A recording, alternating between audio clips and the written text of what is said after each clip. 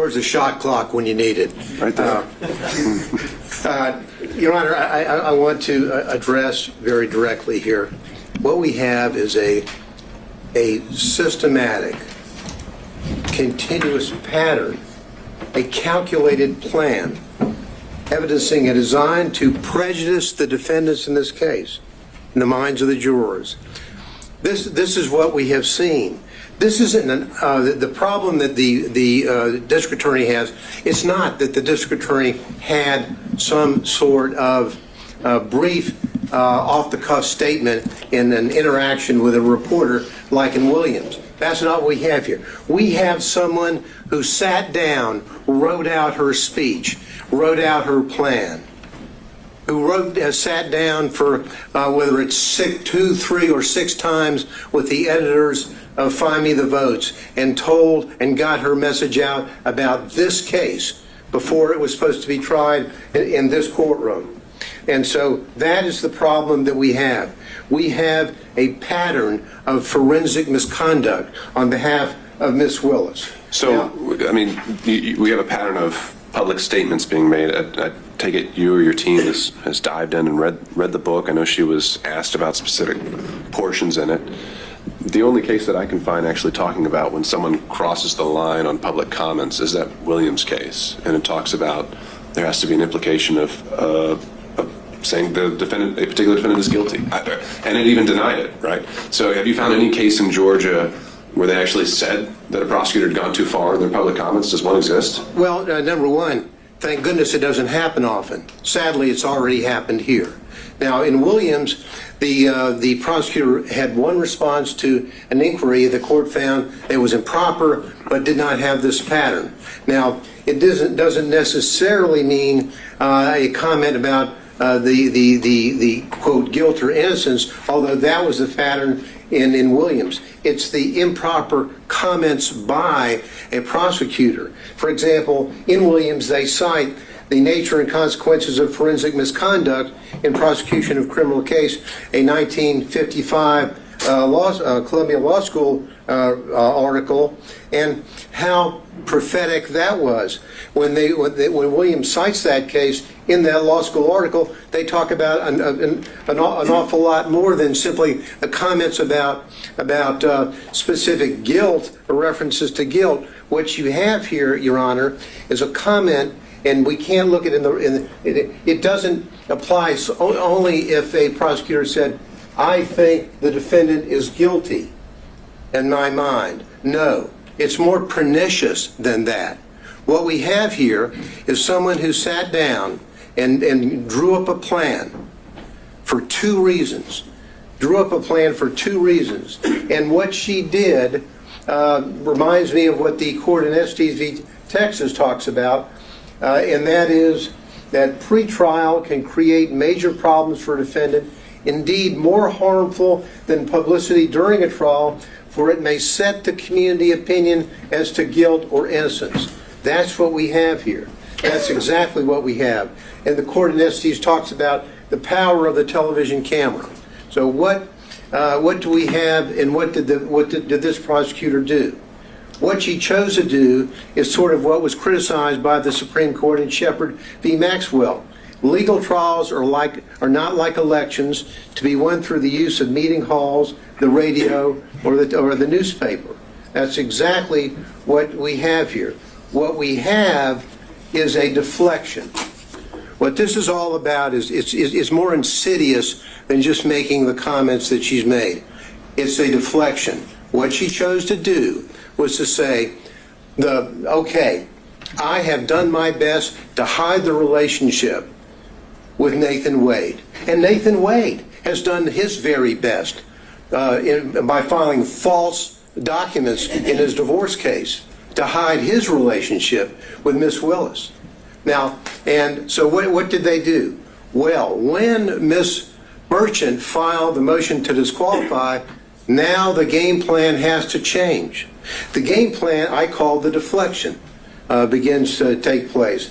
The deflection is when the district attorney sat down and wrote out I'm sure the court has, when you look at that video, it's in evidence of her speech at church. She has written out everything and she's reading from it. She chooses to deflect. The court asked earlier, wasn't she really responding to the motion that had been filed against her? Would that she had. Because if she had, she would have looked the members of that church in the face and say, there's been an allegation that I had a romantic relationship with Mr. Wade, and ladies and gentlemen of this congregation, it's true. She didn't do that. She chose to deflect and to do two things that are reprehensible for any lawyer, but particularly for a prosecutor. She chose to pull out the race card and the God card.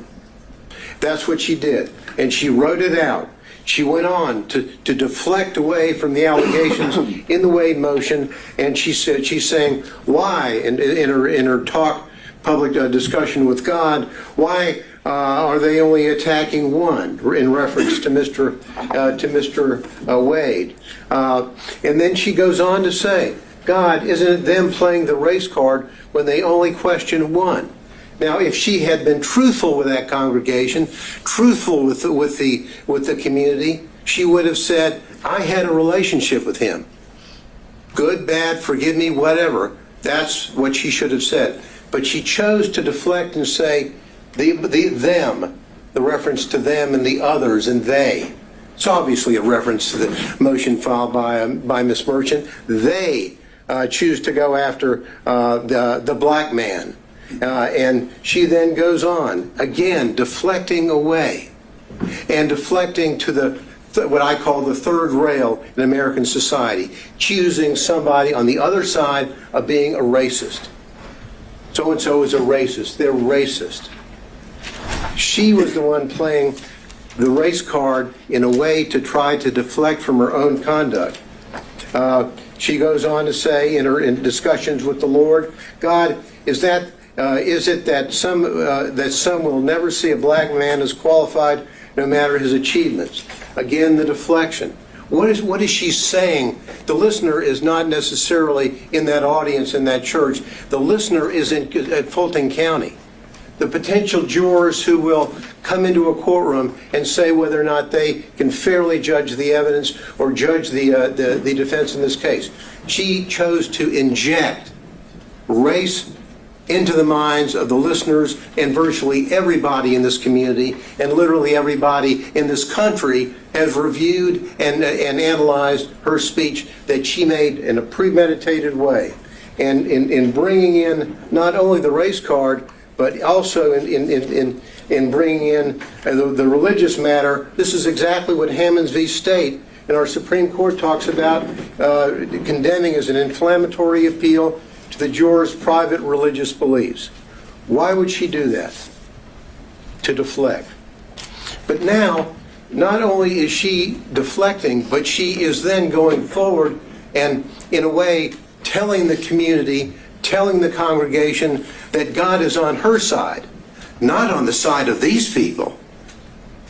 God, she said, and when she's talking, and she's saying, God, pray for their souls. I, meaning God, qualified you. I qualified your imperfect, flawed self. I see you in every hour. Do my work. As though she's telling the folks in her very, very, very implicit way, injecting into the minds of the jurors, God wants me to win this case. God wants me to prosecute this case. And why is he going, and why are these others going after the black man? Well, the answer is very simple. As we said in our brief, we didn't mention Mr. Cross, the white female, or Mr. Floyd, the white male, because there was absolutely no evidence, and is no evidence, of a personal romantic relationship with them in which he obtained these benefits. That's the reason why we did not do that. So she goes forward with her with the deflections. That's exactly what she does when she goes forward, and she talks about a planned interviews time and time again with authors of a book, Find Me the Votes, where she's talking about a case that's going to be tried in this courtroom. It's reprehensible. So in that specific, instance, setting aside the fact that she was willing to go on the record before a case had even reached the jury, what specific statements from that book do you contend cross the line? Well, for example, she's saying, she goes on to talk about all the calls that she gets from people calling her racial terms. All the calls are racist. What she's trying to do, and I think there's a reference in there to MAGA people, whatever. In that, what she's really saying is that those people calling me up and making those claims or those horrible racial slurs to me are really people on their side of the fence. That's what she's doing. And there's no reason, Your Honor, ever for a prosecutor to sit down and go forward with this kind of interview. She did it in Find the Votes. But then what really happened here is this hiding of the relationship. Because in hiding the relationship, they have done such a good job. Mr. Wade filed false documents in his divorce case when on May the 23rd, May of 2023, talking about, have you ever had sexual relations with a person during the course of the marriage or including the period of separation? He's still married. He doesn't have a divorce decree, but his answer is none. Then he's asked whether or not, on any occasions, he's entertained or been entertained by someone, a woman, a member of the opposite sex, in this case a woman, from the date of the marriage to the present, talking about place and time and all that. What is the answer? None. Why does he do that? He does that because he doesn't want to tell about the relationship that he has with Miss Willis and the benefits that he has gotten and that he gave to her. And what these answers are absolutely reprehensible. That a member of the State Bar of Georgia would file these answers that are inaccurate. What does Miss Wade do? Miss Willis do? Miss Willis, on her financial report, on whether or not she has gotten anything of $100 or more in value from a prohibited source. The court asked earlier about what a threshold might be. Well, for the financial report, it's $100. That's it. She doesn't report any of all of the benefits that she received from Mr. Wade. All the trips, all the entertainment, all the 3 nights in the luxury suite in Aruba. All of that. None of that is here. And they say, oh, well, maybe it all balanced out, even though I can't prove it with the cash. Well, that's like saying, did I give the court a Christmas present? Well, maybe I gave the court a Christmas present, and the court gave me one back. The court has to fill out a form whether you got a Christmas present from anybody. You say, I got one from Mr. Gillen. You don't say, nah, well, I gave him one back, so it really evens out. They're false reports. And because they're false, what they had to do is they had to say, uh-oh, Miss Merchant has caught us. And so what we're going to do is we're going to get, in our response, we're going to get Mr. Wade to file a false declaration, which he does. His declaration in this case is false. And the evidence showing that that is false as it relates to the timing, and the court asked earlier, why does it matter, if the relationship was before or after November 1, 2021? The answer is they think it's important, and frankly, I do too. Because when she's hiring somebody, and she's not telling the people who are going to be paying the tab up to $700,000, hey, I just hired my boyfriend who's taking me on trip to the Caribbean and taking me down to Aruba and taking me to California, hope you don't mind. No disclosure whatsoever. And the money flows off. But because they got caught, they then commit what I think is an additional component of forensic misconduct, and that is fraud on this court. When they filed that affidavit, and now it's been proven, I think, beyond virtually any doubt that the relationship occurred prior to November 1, 2021, and the benefits that were there, and we don't have to run around. And I love we've got all the records showing from Mr. Wade about the payment for these trips, for the cruises, for the flights, all this stuff. What's the only way is they sat around and met together before they testified and came up with their story.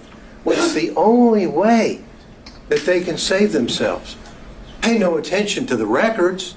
Pay no attention to the airlines and to the flights and vacations and the cruises. I paid them back in cash. Show us your receipts. Where did you take cash out of the bank? Ever? Oh, I don't have any. Well, show us the deposits that he had. Well, never. We don't have any. What we have here is a fraud on this court, which has been shown, I think, overwhelmingly by the evidence and overwhelmingly through not only the testimony of Yurdi, the testimony of the emails and the text from Mr. Bradley to Ms. Merchant, as well as all the documents that they had no answer to other than the just trust me, I gave him money, it evaporated, I don't know where it came from, and he doesn't know what he did with it. Just please trust us and believe us because it's our only way out of the trap that they set for themselves. These people, sadly, and I hate to say, as the court knows, I was a prosecutor for about 3.5 million years, it seems, in the federal building, and I was an assistant DA beforehand. Prosecutors don't act like this. Lawyers don't act like this. These people, Your Honor, is a systematic misconduct, and they need to go. Thank you.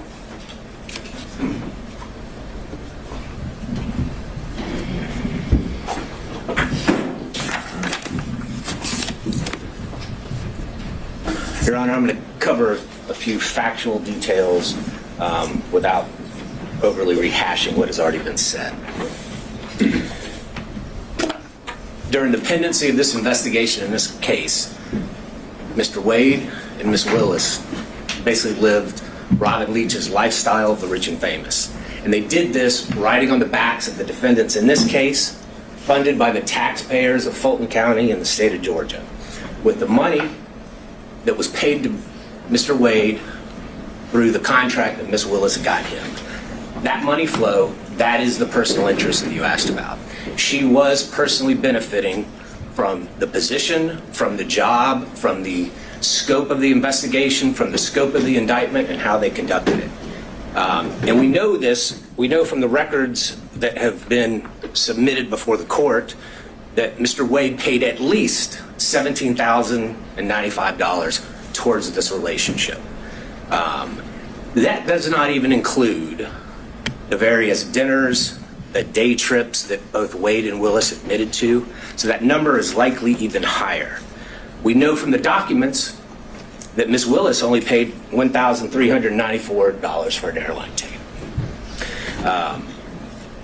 We know from Ms. Yurdi, who was pretty much uncontested, there was no evidence presented by the state disputing her time frame, that relationship started in 2019. She saw them kissing, she saw them hugging. Now, whether or not they had sex before January of 2022, I do not know.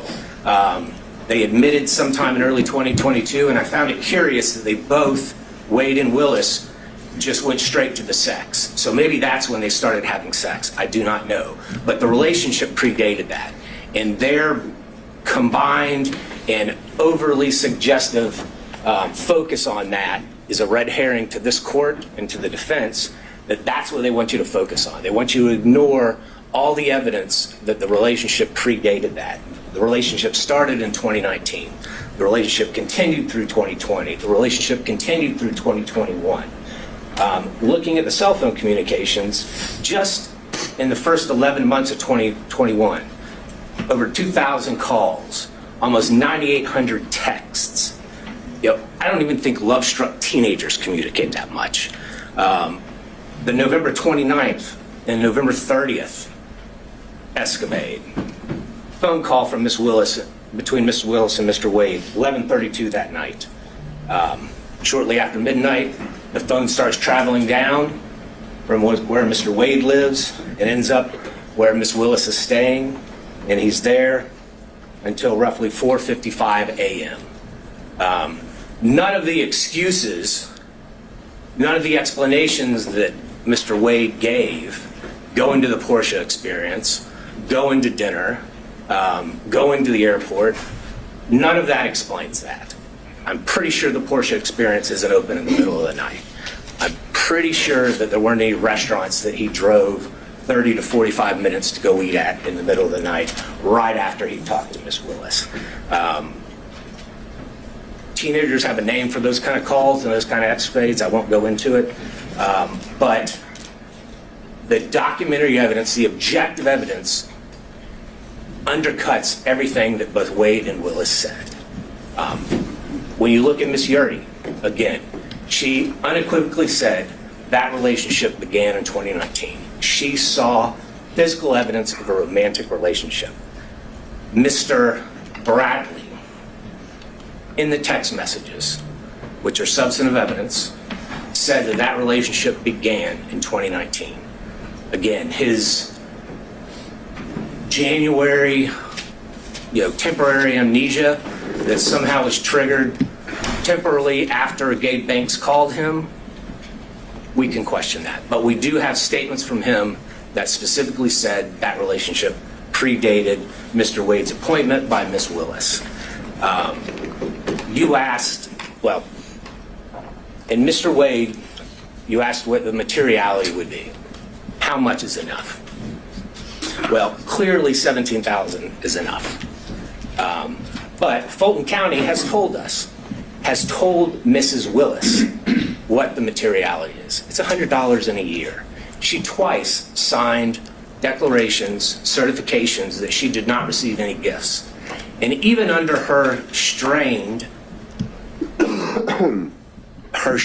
explanation, there were monies, there were gifts, there were dinners, there were excess contributions flowing her way that exceeded $100. Her explanation, well, I just paid it in cash. That just does not stand to reason. It does not hold up to the light of truth. Anyone that has ever been in a money laundering trial, a forfeiture trial, if that's the explanation we give the state, they laugh.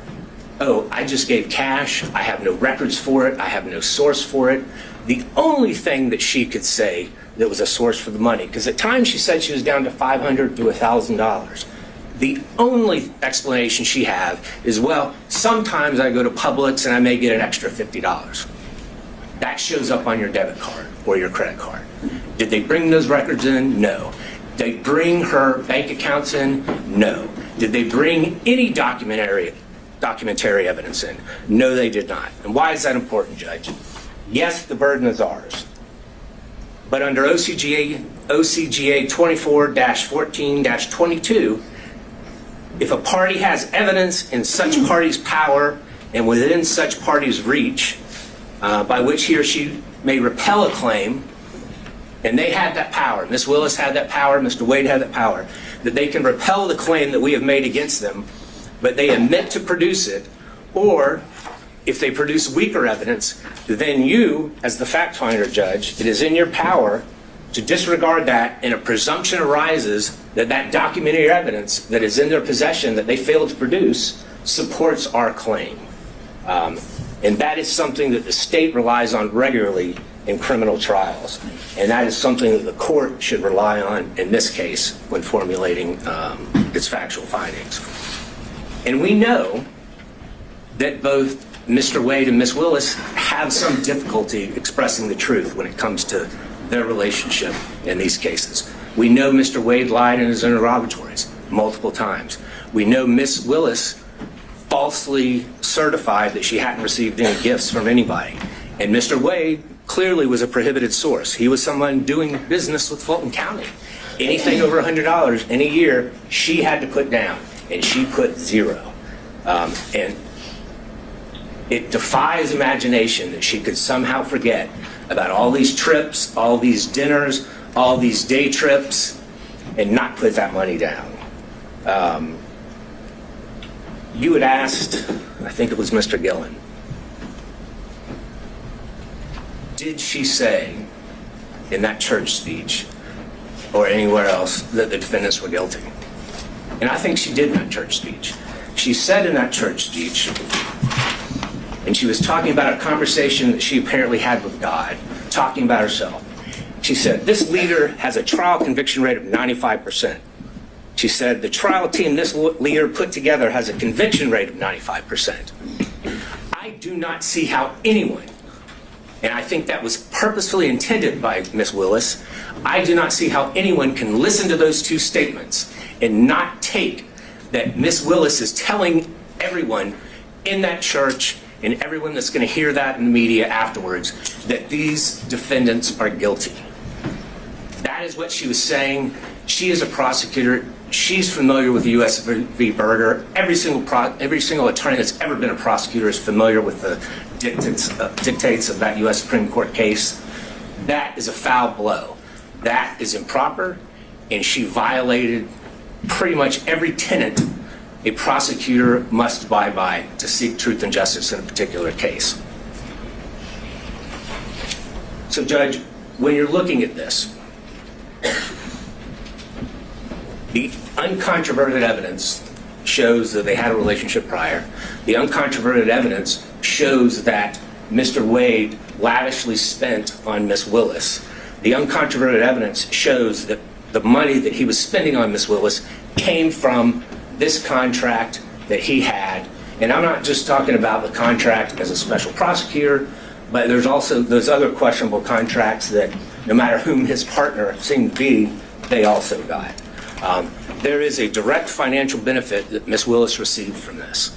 And Judge, looking back at what Judge McBurney said, if merely hosting a fundraiser for a political opponent of a putative defendant creates not only the appearance but an actual conflict, then what Ms. Willis has done since then in this case creates an actual conflict. But again, as prior counsel has stated, we only need to show the appearance of a conflict. And we have done that by a preponderance of the evidence. In fact, I believe we've shown an actual conflict.